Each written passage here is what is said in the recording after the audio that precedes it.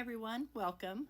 Today I'm going to show you how I created, or partially how I created this three-dimensional piece with the items that I have purchased or received from ScrappyShak as a design team member. I'm so proud to be working for this company. Let's go ahead and get started.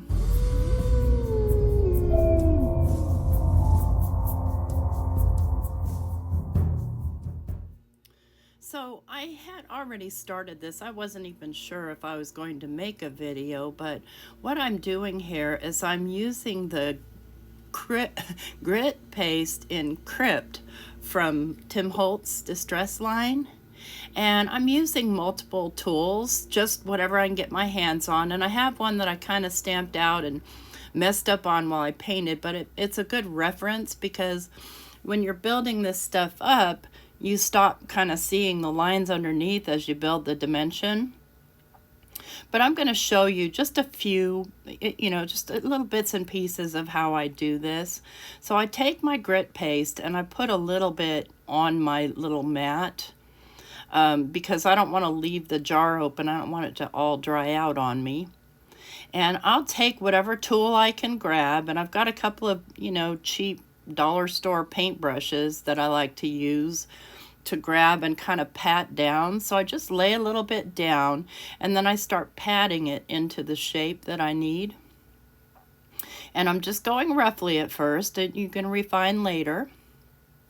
So I grab a little bit of water, and I've got a skinnier brush here, and just a little bit of water. Like I tap it in the water and then I tap it off on my mat. But that really does kind of help smooth it out. And you'll see that it all kind of blends in together. And this is how I clean my brush. Yep, that's another technical tool that I own. Yeah, I love my finger tools. So I'm going to try and grab it. I just, like I said, I use multiple tools. I'm going to see if I have any better luck grabbing it off of that silicone mat with the silicone brush. Nah, not really. Go back to patting it down roughly and then take my skinnier brush and start to refine it. So you see I've dipped in water and then I've dipped most of the water off.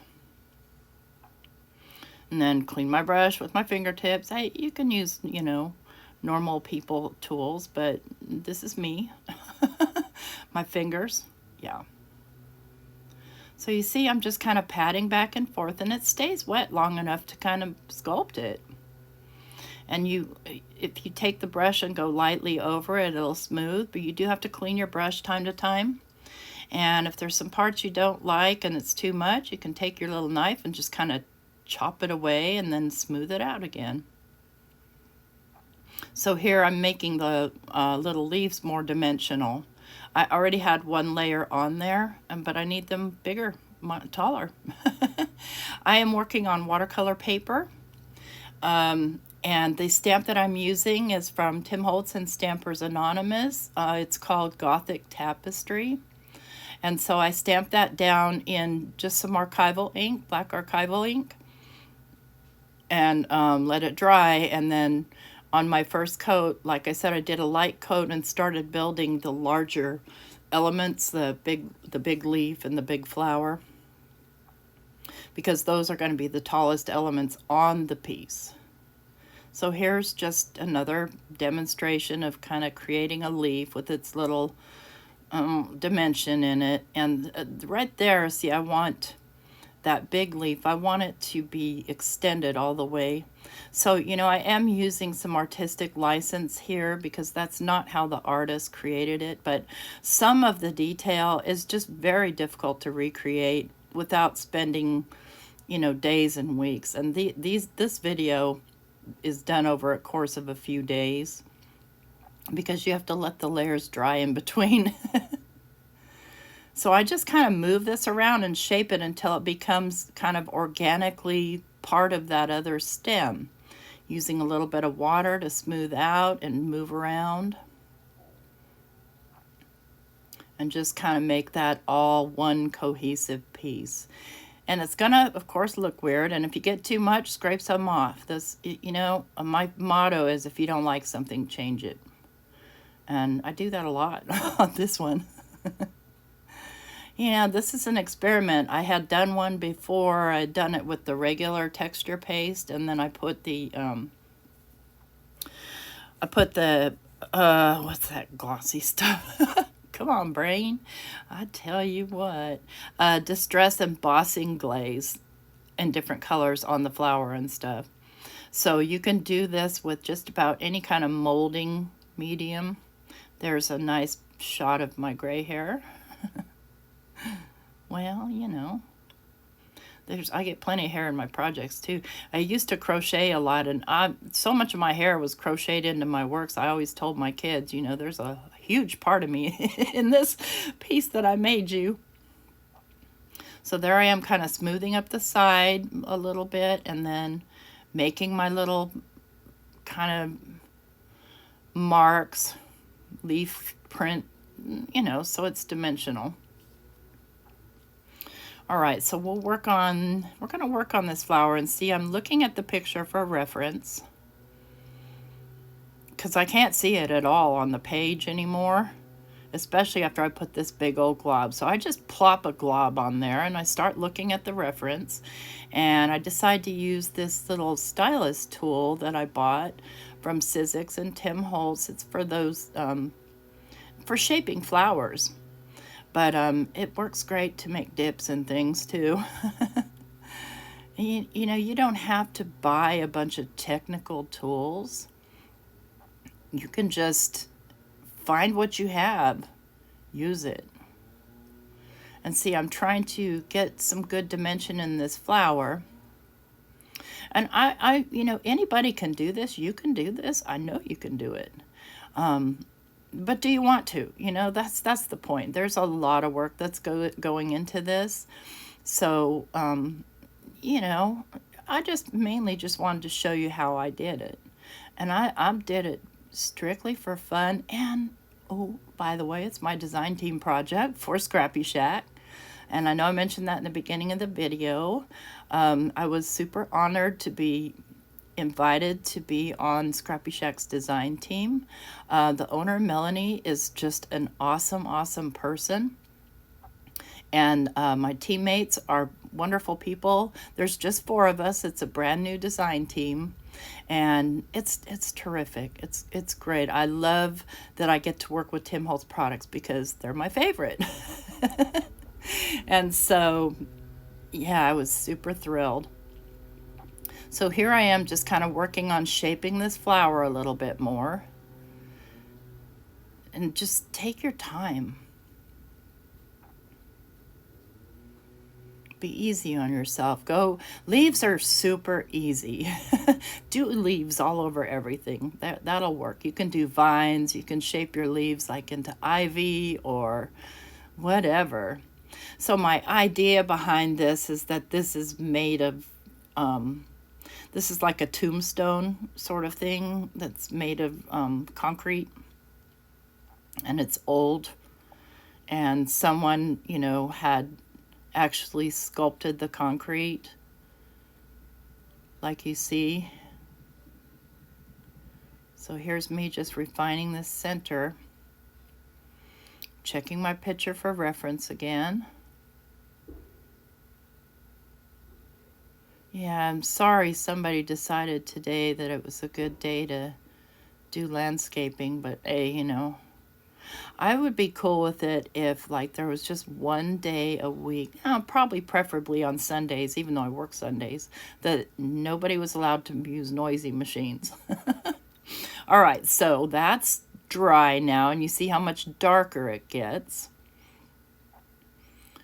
And I'm going to build up the dimension now on the taller parts. Let me zoom in for you a little bit. And we'll work on this taller leaf here. And again, I'm going to just get out some of my grit paste, and I'm just going to put it directly down because I know I'm just working in that area, and it's going to take me a while to sculpt that. You know, I might need more, but the first thing I do is I spread it out to kind of into the shape that it needs to be. Pat it down on the side so that it goes. This stuff will move with your brush. It's Great stuff. Really wonderful to work with.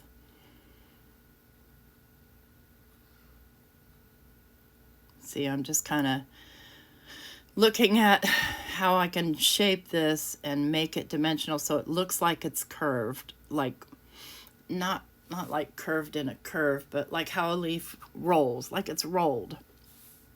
That's the word I'm looking for. So I'm using my stamp here now for reference, because I don't know, it was right handy.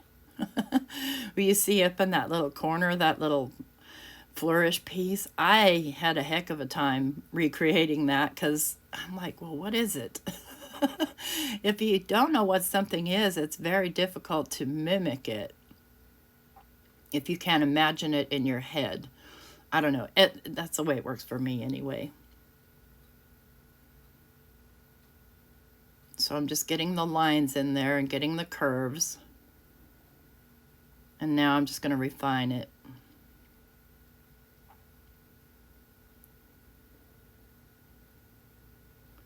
This is a very interesting stamp, and it was, of course, I got to choose which one that I would use for my project, and I picked this one. And I love them all, though. I have more on the way. I love that scarecrow one. That is so cool. So yeah, this is from the Halloween 2022 release from Stampers Anonymous and Tim Holtz. So now we're just working on refining that leaf a little more, and I turn my work rather than try and reach in a strange direction. Now, if you're working on a huge project, that's not always easy. And again, lots of artistic license here, because there's certain line work that is so delicate and fine that you really can't, at least not with this particular medium, you really can't get that detail in there. You can get close, but you can't 100% get it. So here's where I'm talking about. I'm trying to make this part look more like it's a folded leaf. So I have to kind of think about the shape of it. And of course, I'll be using paint and distress crayons to enhance and, you know, like bring in shadows where they need to be and bring in light where it needs to be, because this is, you know, relatively flat, just like this. So I'm going to do those other pieces. Now this is all done and it's dry. So now I just need to fill in the rest. But you can see the detailed work as it dries, it gets very, very dark.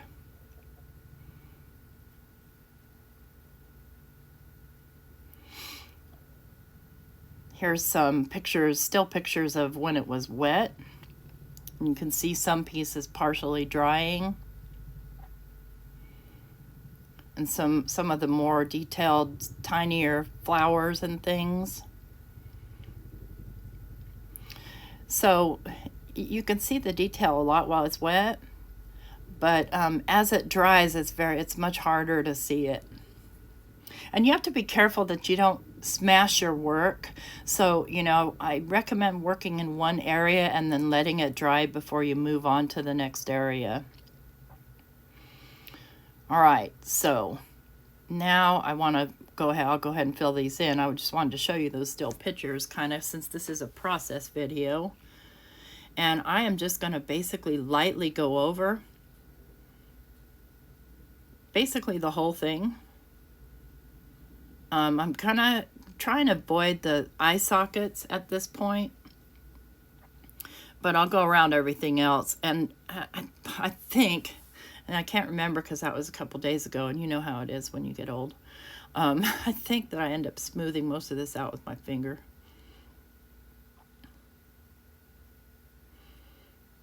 Yep, okay, I'm going to take my brush. So see, if you take a wet brush, this stuff will smooth very nicely. Looking for another tool. What's this? Oh, my fine brush. I want to make sure that I don't get taller than my top parts, or, you know, I want the depth a little less. Oh, whatever. Words are hard. Um, so I'm going to go over basically the whole skeleton with a sort of an even coat. And just make sure that I delineate with my small brush because it'll make that line for me. It'll still blend in. I know it looks weird because it's wet, but when it's dry, they all blend together nicely. And see how I just push around the grit paste? I'm just pushing it. Just like that to try and get it even. I mean, it's not going to be perfect. Again, you could do perfect if you wanted to, but that's not my wheelhouse. All right, I'm going to finish that, and there we go. So I've got that all filled in, and now I want to add a little bit of dimension there to the skull area. I don't want it to, I want it to pop out a little bit more than the background. I'm going to grab some more of my grit paste and basically do the same thing that I just did, only building more dimension towards the center so that it looks 3D. I'm just getting a little water and starting to build up. So I know it needs to be flatter towards the back of the skull, and then it can be higher towards the center of the skull. This part, I struggled with it. I'm not gonna lie. Oh, you just saw me use a paper towel, not my fingers. Whoa, what about that? Well, look how dirty my fingers are. I'm telling you, when this is in between with this drying, I'm working on another project, so I can't not work on things. It's just my nature. I have to do things. When I'm not doing things, I have to do other things, or I'm sleeping. I've been watching The Crown again. I watched it already once, but I'm a big royal fan. Like, I like period pieces, and I like things about the royal family, particularly the English royal family. But I'll take any royal family. I just think I'm fascinated by it. So I'm finished that off for you, and I did the teeth and everything, and it looks weird now. It's got to dry. So now that it's dry, what I'm doing here is I'm taking my crayon and a fine brush, and I'm just kind of darkening the areas that need to be dark. Looks like I'm out of frame there, but you see the point now that that center of that flower is dark, and then I can do basically do the lines in the leaves and go around the outside edge, and this will enhance. And what I did off camera was I did the black parts in the eyes and around the mouth and nose that needed to be done with my black crayon, because I want those parts to stay dark. And then I also got, here we go, I'll show you just a little bit of detail of that detail work.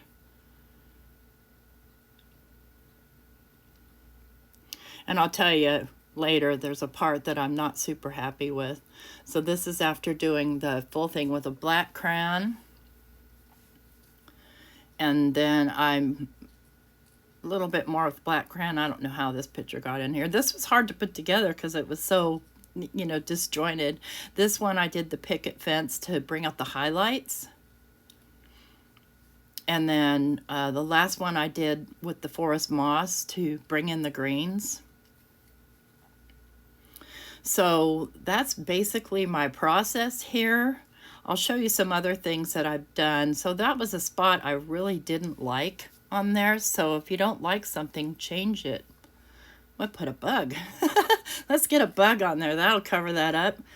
And here's kind of the finished one. I did add some extra embellishment on there, and I ended up grabbing my distress crayons in the Halloween colors.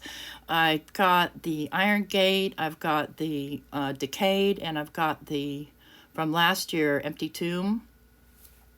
And I colored the skull in all three of those basically together and painted them, you know, got them wet with a paintbrush and painted them in. I just felt like it gave it some extra color, and there's some little spottiness there. Those spots are just dots of black paint. And then I'm trying to get this so you can see kind of the metallic look of the crayons. Hang on one second.